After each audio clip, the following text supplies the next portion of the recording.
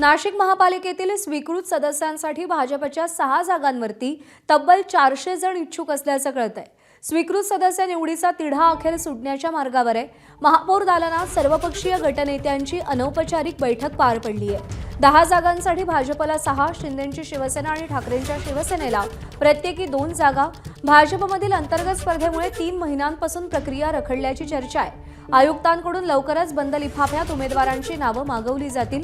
पुढील 10 ते 12 दिवसात महासभेत अंतिम निर्णय होण्याची शक्यता आहे। भाजपच्या 6 जागांसाठी स्पर्धा आहे। अनेक इच्छुकांची धाकधूक वाढलेली